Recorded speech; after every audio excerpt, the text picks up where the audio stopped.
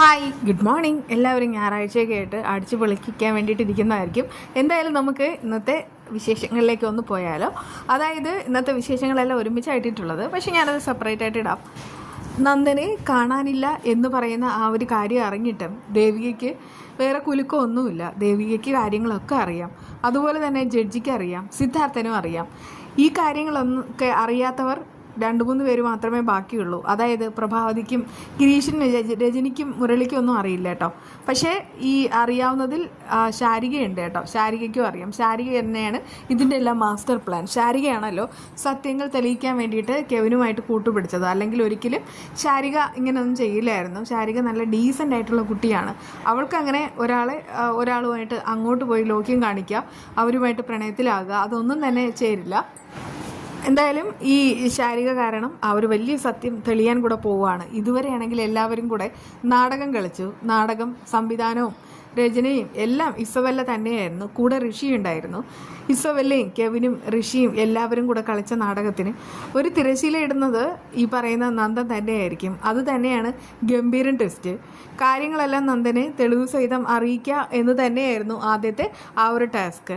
ശാരികയുടെ കയ്യിൽ രഹസ്യങ്ങളും സത്യങ്ങളും ഉണ്ട് താനും. അത് വെച്ചിട്ട് തന്നെ നന്ദനെ കാര്യങ്ങളെല്ലാം അറിയിക്കുന്നു. അതുകൊണ്ടൊക്കെ തന്നെയാണ് നന്ദൻ ഇങ്ങനെ മാറി നിൽക്കാനായിട്ട് തീരുമാനിക്കുന്നത്. നേരത്തെ തന്നെ ഈ നന്ദനെ പോലീസിൻ്റെ കയ്യിൽ കൊണ്ടുപോയി ഏൽപ്പിക്കുക എന്ന് പറയുന്നതും ഈ ഹരി വക്കീലിൻ്റെ ഒരു നാടകം തന്നെയായിരുന്നു. അങ്ങനെയായാൽ ശത്രുക്കൾ അടങ്ങിയിരിക്കില്ല എന്നുള്ള കാര്യവും അദ്ദേഹത്തിന് അറിയാം. അതിനുശേഷമാണ് ഇങ്ങനെ നന്ദനെ ആണെങ്കിൽ മാറ്റിക്കൊണ്ടുപോയി താമസിപ്പിച്ചിരിക്കുന്നത്. അതിനിടയ്ക്ക് DYSPക്ക് ഒരു ഡോസ് കൊടുക്കാനായിട്ട് എത്തുന്നുണ്ട്. നന്ദൻ്റെ ജീവൻ എന്തെങ്കിലും അപകടം ഉണ്ടായോ, അയാൾ അപകടത്തിലായോ എന്നൊക്കെയുള്ള കാര്യങ്ങൾ ഇങ്ങനെ ചോദിക്കുകയാണ് കേട്ടോ. ആ സമയത്ത് തന്നെ ആ DYSP പറയുന്നുണ്ട്, അങ്ങനെയൊന്നും ഉണ്ടായിരിക്കില്ല സാർ, ഞാനൊരു ജഡ്ജിയാണ് എന്ന് കരുതിയിട്ട് ഞാൻ ഈ കേസിൽ കയറി ഇടപെടുന്നതൊന്നും അത്ര ശരിയായ നടപടിയല്ല. പക്ഷേ ഞങ്ങളുടെ ഫാമിലി സുഹൃത്താണ് നന്ദനും വീട്ടുകാരും. അതുകൊണ്ടാണ് നന്ദനെ തേടി ഞാനിങ്ങനെ നടക്കുന്നത്. ദേവിക ഒരു റിട്ടൺ കംപ്ലയിൻറ്റ് എഴുതി തന്നിട്ടുണ്ട്. അതിൻ്റെ പേരിൽ തന്നെ നിങ്ങൾ നന്നായിട്ട് തന്നെ ഈ കേസ് അന്വേഷിക്കണമെന്നൊക്കെ ഹരി പറയുന്നുണ്ട് കേട്ടോ. ഇതൊരു ട്രാപ്പും തന്നെയാണെന്നുള്ള കാര്യം ആ DYSPക്ക് മനസ്സിലാവുന്നുണ്ട്. അങ്ങനെ കെവിനും ശാരികയും കൂടെ വീണ്ടും കാണുകയാണ് ചെയ്യുന്നത്. നന്ദനെ പറ്റി യാതൊരു വിവരവും ഇല്ല എന്നുള്ള കാര്യങ്ങളൊക്കെ ഈ ശാരികയാണെങ്കിൽ കെവിനെ അറിയിക്കുകയാണ്. കാരണം ആ ഒരു വഴിയിൽ അവരെ വിശ്വസിപ്പിക്കുക. ഇവിടെ എന്തെങ്കിലും പറഞ്ഞു കഴിഞ്ഞാൽ കെവിൻ ഉറപ്പായിട്ടും ആ ഒരു വിവരം കൊണ്ടുപോയി ഇസബെല്ലയ്ക്ക് കൊടുക്കും എന്നുള്ള കാര്യവും ശാരികയ്ക്ക് അറിയാം. അതുകൊണ്ടൊക്കെ തന്നെയാണ് ദൂരെ കൂടെ കാര്യങ്ങളൊക്കെ അറിയിക്കുന്നത്. അവനും പോയിട്ട് കാര്യങ്ങളെല്ലാം അറിയിക്കാനായിട്ട് പോവുകയാണ് കേട്ടോ.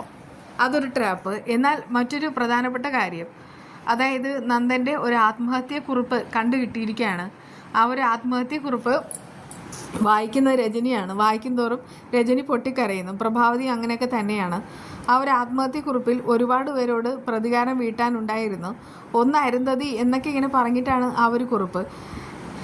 നന്ദനാണെങ്കിൽ ഏറ്റവും കൂടുതൽ ശത്രുതയുള്ളത് അരുന്ധതിയോട് തന്നെയായിരുന്നു. അങ്ങനെയുള്ള കാര്യങ്ങളും എല്ലാം എഴുതിയിട്ടുണ്ട് കേട്ടോ.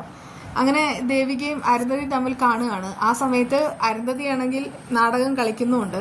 പക്ഷെ ദേവികയാണെങ്കിൽ അതിനേക്കാളൊക്കെ അപ്പുറമായിട്ടുള്ളൊരു നാടകം കളിക്കുന്നു. അരുന്ധതിക്ക് ഒരു തിരിച്ചടി കൊടുക്കുക എന്നതൊക്കെ തന്നെയാണ് ദേവികയുടെ ഉദ്ദേശം. പ്രഭാവതിയാണെങ്കിൽ മകനെ എങ്ങനെയെങ്കിലും രക്ഷപ്പെടുത്താൻ നോക്കുമ്പോൾ ഇവിടെയാണെങ്കിൽ അരുന്ധതിയാണെങ്കിൽ ഋഷിയെ കുഴിയിലേക്ക് ചാടിക്കാനുള്ള കാര്യങ്ങളാണ് ചെയ്തുകൊണ്ടിരിക്കുന്നത്. എന്തൊക്കെ പറഞ്ഞാലും ഋഷി തൻ്റെ കൂടെ നിൽക്കണമെന്ന് അമ്മയോട് പറഞ്ഞെങ്കിലും അവൻ ചെയ്യുന്ന ഏറ്റവും വലിയ തെറ്റാണെന്ന് മനസ്സിലാക്കിയിട്ട് അരുന്ധതി എത്രയും വേഗം തന്നെ ദേവിക്കെങ്കിലും കാര്യങ്ങൾ അറിയിക്കേണ്ടതായിരുന്നു. പക്ഷേ അവർ അതും ചെയ്തില്ല. അതുകൊണ്ടൊക്കെ ദേവികയ്ക്ക് അവരോട് അത്രമാത്രം ദേഷ്യമുണ്ട്. ഈ കേസുമായിട്ട് ഞങ്ങൾ മുന്നോട്ട് പോവുക തന്നെ ചെയ്യുമെന്നൊക്കെ ദേവിക വളരെയധികം സ്ട്രോങ് ആയിട്ട് പറയാണ്. ബാക്കിയുള്ളവർക്ക് എല്ലാവർക്കും ഒരു സംശയം എന്ന് വെച്ചാൽ ദേവികയ്ക്ക് കാര്യങ്ങൾ അറിയാമായിരിക്കുമോ? കാരണം ദേവിക വളരെയധികം കൂളാണ്. പ്രഭാവതിക്കാണെങ്കിൽ ദേവിക വാക്കും കൊടുത്തിട്ടുണ്ട്. നന്ദനാണെങ്കിൽ ഒരബദ്ധം വരാതെ എത്തിക്കും എന്നുള്ള വാക്കും കൂടെ കൊടുത്തിട്ടുണ്ട്. അതുകൊണ്ടൊക്കെ തന്നെ ദേവികയുടെ കാര്യത്തിൽ അവർക്ക് ഒരു സംശയമുണ്ട്. അതേസമയം ആ ഒരു നാടകം അരങ്ങേറുകയാണ്. ആദ്യം തന്നെ ഹരി വക്കീൽ സിദ്ധാർത്ഥനുമായിട്ട് ഇക്കാര്യം കൂടി ആലോചിക്കുന്നുമുണ്ട്. അപ്പോഴേക്കും സിദ്ധാർത്ഥൻ പറയുന്നുണ്ട്, സത്യം പറഞ്ഞാൽ ആ അരുന്ധതി വീട്ടിൽ കയറി വരുമ്പോൾ അവൾക്കിട്ട് 2 പൊട്ടിക്കാനാണ് തോന്നുന്നത്. കാരണം ഇത്രയും വലിയൊരു നാടകം കളിച്ചുകൊണ്ടാണ് അവർ കാര്യങ്ങൾ ചെയ്യുന്നത്. അപ്പോഴേക്കും ഹരി പറയുന്നുണ്ട്, നമ്മളിപ്പോൾ പെട്ടെന്ന് എന്തെങ്കിലും ചെയ്ത് കാണിച്ചാൽ ആ ഋഷി രക്ഷപ്പെടും. അത് അവനാണെങ്കിൽ വിദേശത്ത് എങ്ങനെ പോയാൽ നമുക്കാണെങ്കിൽ പെട്ടെന്ന് കണ്ടുപിടിക്കാനും കഴിയില്ല.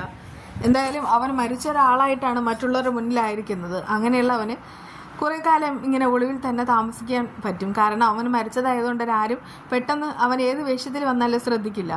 അതുകൊണ്ട് തന്നെ നമുക്ക് തന്നെ നഷ്ടങ്ങൾ ഉണ്ടാവാനായിട്ട് പോകുന്നത്. അതുകൊണ്ടൊക്കെ പറയാണ്, നമുക്ക് എങ്ങനെയെങ്കിലും നന്ദനെ ഈ കേസിൽ നിന്ന് രക്ഷപ്പെടുത്തണം. സിദ്ധാർത്ഥൻ പറയുന്നുണ്ട്, എൻ്റെ മകനെ രക്ഷിക്കാനായിട്ട് എന്ത് വേണേലും ഞാൻ ചെയ്യാം. എങ്കിൽ പിന്നെ എത്രയും വേഗം തന്നെ ഋഷി എവിടെയാണെന്നുള്ള കാര്യം അറിയണം. അവരെ എവിടെയാണെന്നുള്ള കാര്യം അറിയുകയും വേണം. അവരെ എവിടെ വെച്ചെങ്കിലും കണ്ടാൽ വീഡിയോ എടുക്കുകയും വേണം. ഞാൻ 2 തവണ അരുന്ധതിയുടെ വീട്ടിൽ പോയിരുന്നു. ആ സമയത്തൊന്നും തന്നെ ഋഷിയുടെ ഒരു സാന്നിധ്യം എനിക്ക് പെട്ടെന്ന് തോന്നിയില്ല. പക്ഷേ ഞാൻ അവിടെ പോയ സമയത്തൊക്കെ അരുന്ധതി മുകളിലേക്ക് നോക്കി ഇടയ്ക്കിടയ്ക്ക് ഇങ്ങനെ പേടിക്കുന്ന പോലെ തോന്നിയിരുന്നു. എൻ്റെ കയ്യിലൊക്കെ പറയാണ്, എന്തായാലും ആ ഋഷി ഇവിടെയൊക്കെ തന്നെയുണ്ട്, അവൻ എങ്ങോട്ടും മാറിയിട്ടില്ല. പിന്നെ ആ കെവിൻ, യൂസഫല്ല, അവരെയാണെങ്കിൽ അങ്ങോട്ട് കണ്ണടച്ച് വിശ്വസിക്കുകയും വേണ്ട. അവർ തന്നെയാണ് എല്ലാറ്റിനും ചുക്കാൻ പിടിച്ച് നിൽക്കുന്നത്. പ്രഭയ്ക്കും കാര്യങ്ങളെല്ലാം അറിയാം.